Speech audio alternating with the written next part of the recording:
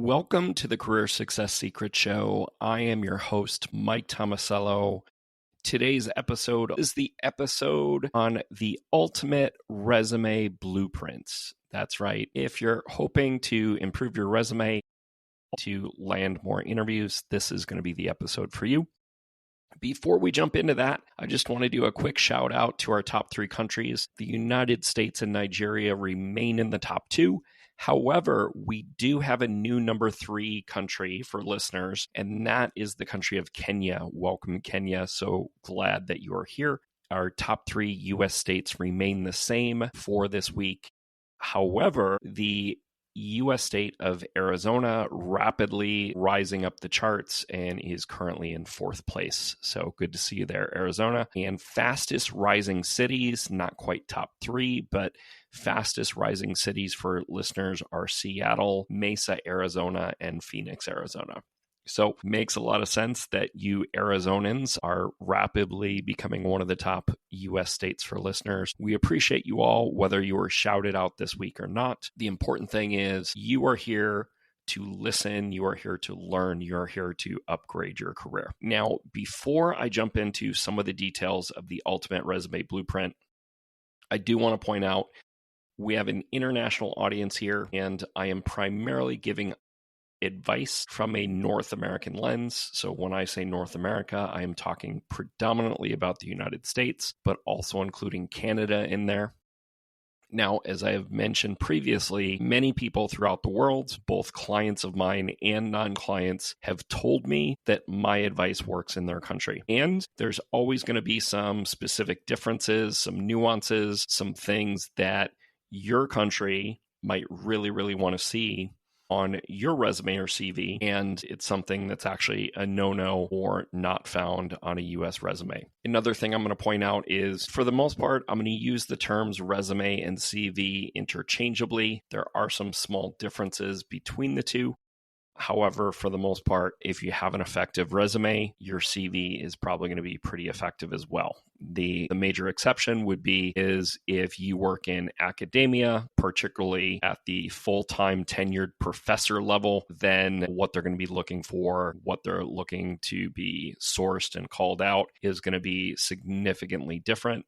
So I'm not necessarily going to cover about all of those parts, because if I covered every single possibility, I would probably be here for 30, 40, or 50 hours. Also, it's looking like we're going to have to break this up into at least 2 different episodes. So my apologies if you don't get all your questions answered in one episode, but I am going to try to lead with the most important things first. Historically, the purpose of a resume has changed significantly from what it was 20 years ago, what it was 30 years ago. Now, the person you learned about resumes from might still be teaching the old way of doing things, and they've never gotten an updated course or teaching or coaching from someone who does significantly active hiring today. So I train at universities all over the United States, even all over the world. I've trained in countries like Delhi, India. And so for the most part, what you're going to hear today is sort of bleeding edge stuff. And we've taken bleeding edge stuff into account and said, oh, well, we've tested that. And even though that sounds like a great new idea, it's actually not the reality for what is effective in this marketplace. And this job market is more challenging in most countries than it has been in 50 years. And so the standards of what was effective on your resume before has to significantly increase for you to have the level of effectiveness that you were having before. Main point number 1 is your resume is no longer a historical legal document. In the United States, in Canada, your resume is no longer a historical legal document. The flip side of that is what your resume is it's a marketing document. And the main purpose of the marketing document is to attract attention for yourself, and that attention results in an interview. Now, that interview can take very many different forms, and if it ends up being a phone call, even if they don't call it an interview, but they call it a phone screening or whatever, if you are scheduling a phone call or any other type of interview, then you're meeting the objective with your resume. And obviously, the more of those resume scoring, the more effective that it is. If you are meeting with a recruiter and they're just saying, hey, it's a casual chat or it's just a phone screening or whatever, that counts as an interview. So wanted to make sure that we're clear on that. Now, even though the primary purpose is to get you the interview, they are going to look back at the interview. They are going to look back at the resume or the CV during the interview and potentially future interviews. So I don't want you to just do the bare minimum and be like, oh, well, I got the interview and whatever. They might be going back and double checking and looking into more detail later on throughout the process. Now, that does not mean that the resume is going to do all of the selling and it's going to convince them to give you the offer. No, you're being compared against far too many other candidates in the interview process for your resume alone. It is not a substitute for being a great interviewer. That is a conversation for another day. So if you want a ticket for more interviews, treat it like a marketing document. And so a lot of the principles, a lot of the concepts we're going to talk about today is about making it more of a marketing document for you. All right, so let's talk about this concept of being a marketing document a little bit more. Far too many of you are saying, okay, here's everything I've ever done. Here's every job I've ever done, including hourly stuff and stuff where you want to work in an office type environment, but you're listing all the restaurants you've ever worked on and stuff like that. Don't get me wrong. If you are very early on in your career, if you are a college student or in the process of graduating with some sort of degree, you might need to supplement your resume space with whatever job experience you can get your hands on. And there can be benefits to doing so. But the further you get out of college, the further you get out of the university, the more that you're going to have to rely on only information that is relevant to your argument about why you should get the job. And that's really principle number 2. I'm not going to count out all the principles today, but principle number 2 is, well, if the resume is a marketing document, then the document should make an argument about a specific position and why you're a great fit for it. Far too many of you are just throwing information on a piece of paper and hoping that the reader will determine that you're a good fit, or hope that the reader will determine what specific position and job title and team is a good fit for you. They're not going to do that. They don't have the time.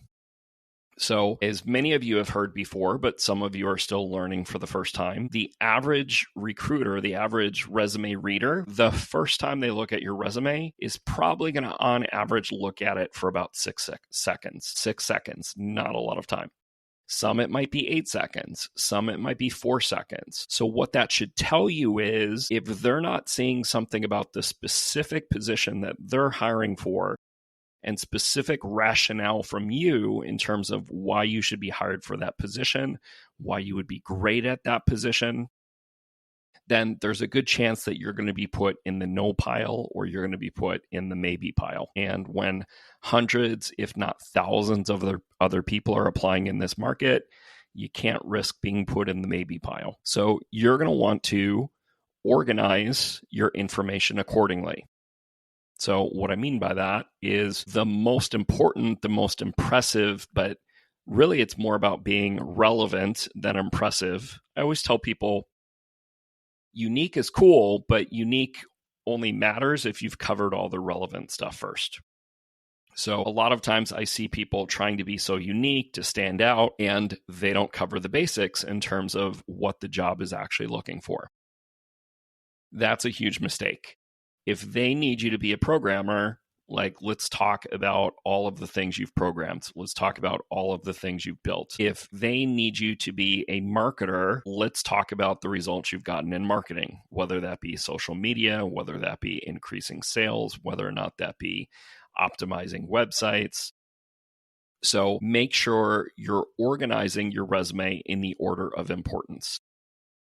For a lot of you, those of you that are more experienced, and if you're applying for something that you're not the perfect fit for a lot of you, after the contact information, you're going to lead with what's called a resume summary.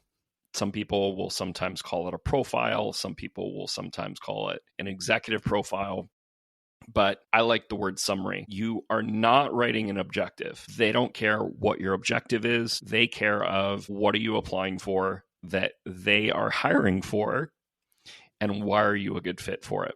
Focusing on the summary of what you're applying for and why you should get hired will be a lot more effective than listing what you want. They don't care what you want. They care what you can do for them. And they have the right to do that because they have hundreds, if not thousands, of other people to choose from. Now, if for some reason you have the exact same job title that they're looking for in this position you're applying for, and you've done all of the great responsibilities and you've done it on your most recent job and you've done it multiple times, then maybe you could save space and not have a summary. But let's be honest, most people are trying to challenge themselves, applying for stuff that they necessarily haven't done before. So I have found for most people, a summary can be really advantageous. Now, not everybody is going to agree with this next advice, but I have found through testing thousands and thousands of times that it can be really effective. I find a brief skills section, notice I say a brief skill section, around your relevant skills that matter for the job. Okay. So for those of you technically inclined, you engineers in the house, programmers, so your most relevant tech stack is probably going to be the bulk of that. Not everything you've ever done, especially if you're super experienced, because then it can look like you don't know how to prioritize. It's unclear what is the best what the things you're strongest at. So most people, I recommend that skill section be somewhere between 9 to 12, 1 to 2 word skills. Maybe you squeeze in one with 3 words in there if they're short. Same thing could go for a non-techie. And so if you're applying for a marketing role, so what are the aspects of marketing that you're strongest in? Is it social media? Is it email marketing? Is it website optimization? Is it channel marketing? That level of detail is going to help people understand your strengths later. Now, it's not a catch-all. If you don't have anything to back it up elsewhere in the document, then it's not going to completely save you, but it can pique the interest in terms of the reader thinking, maybe I do have the right person. Maybe I do have the right person on paper here. I'm going to keep looking. Then for most experienced people, you're quickly going to go into a experience section. Notice I don't call it professional experience. I don't call it work experience. The reason why is some of your best experience might have been unpaid experience. It might have been internship experience. It might have been volunteer experience.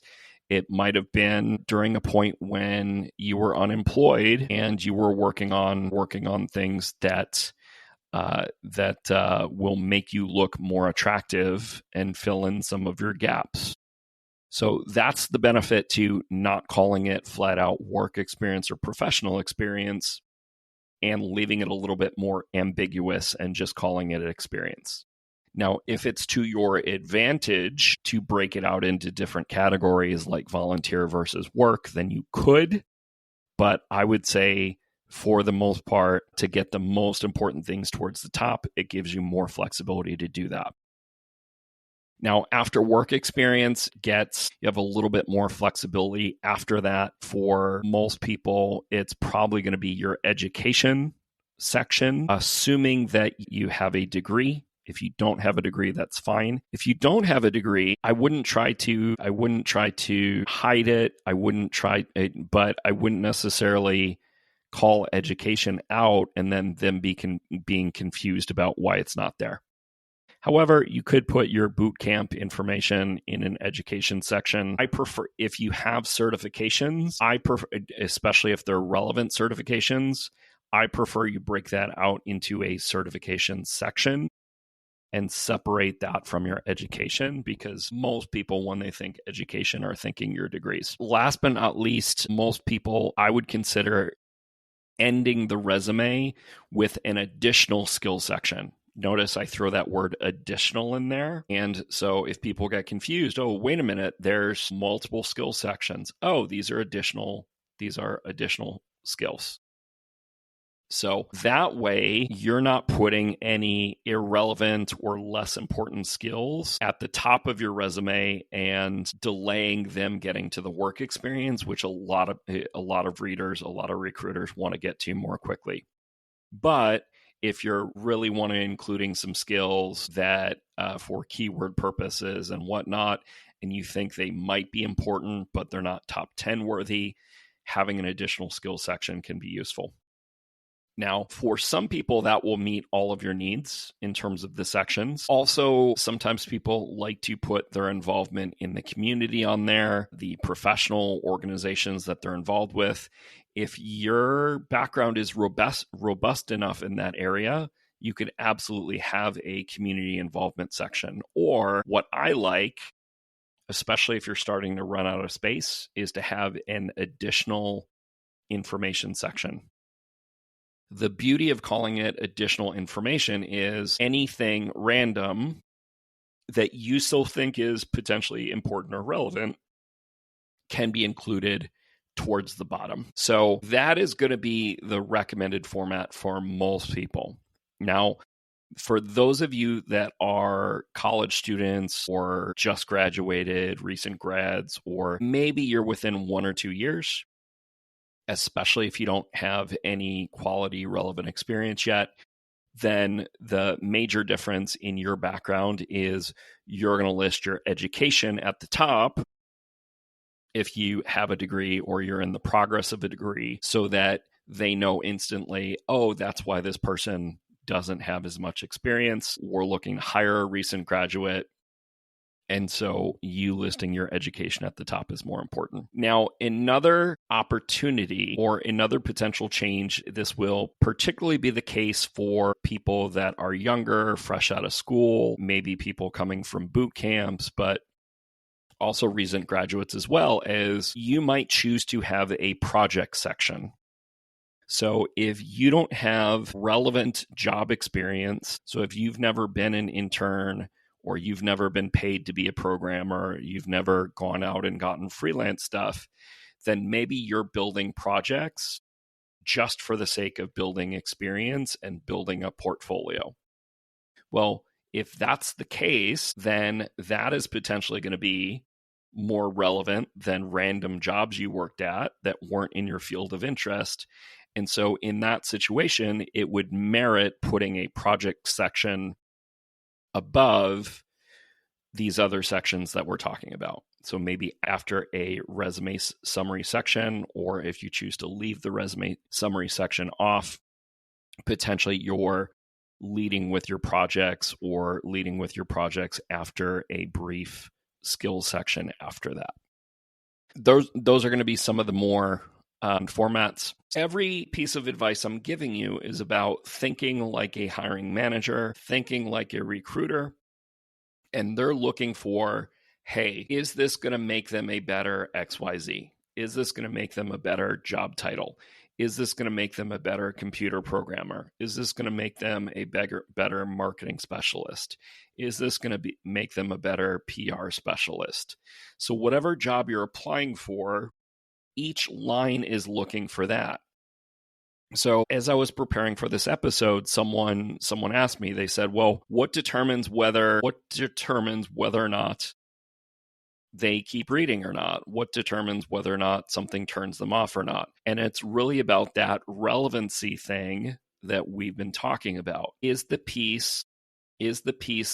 each and every line that you're listing, particularly the stuff at the top, is it relevant to the job you're applying for? If not, you either want to move it further down towards the bottom of the resume or towards the bottom of the CV. Or if you've already moved it down towards the bottom and there's other stuff you're potentially leaving off, then you might even want to consider leaving it off your resume entirely unless you simply need to fill some space to have one page or not, which I'll briefly talk about the whole one page versus two page versus multiple pages debate.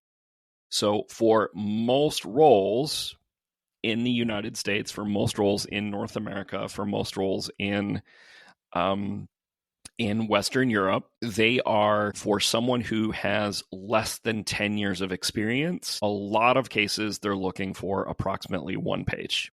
So if you go 2 pages and you have a lot of stuff that is irrelevant, or you have a problem being concise, or you have a problem being brief, then you're going to annoy a lot of people, and they're going to think that you don't know what's relevant to the role. And if you don't know what's relevant to the role, then maybe you're not that good at the role. And so that's going to have an overall impact on things.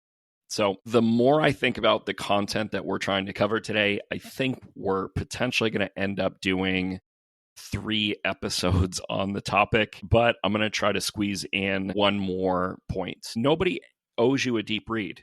So you have to earn it by organizing the information in a logical way and ensuring that it's making a really strong argument for you.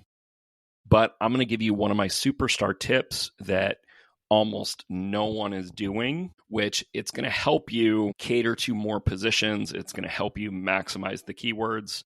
And that's when you're designing your resume, I want you to design your resume by finding 5 job descriptions that are similar that you think you're a good fit for.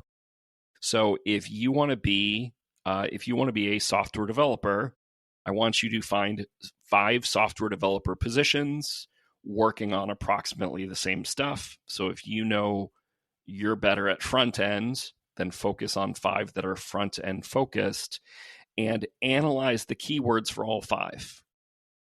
Analyze what job duties and responsibilities they're looking for all 5, and say, hey, what seem to be the top 10 most important things across all 5 job descriptions, or that are coming up at least multiple times across multiple job descriptions, and then narrowing it down even further and saying, what are the top 5 most important things that they're looking for? I'm not talking about the requirement section, because usually the most important thing is, can you do the job? Can you do it at an impressive level? So I'm actually looking more at the job duties and responsibilities, and are your bullet points, are your resume summary making an argument that you can do that at a high level, that you've done that before, or at least that you have the capacity to do it. So those are some of the things. I know this episode was a little bit more high level, but I thought it was important that we started there.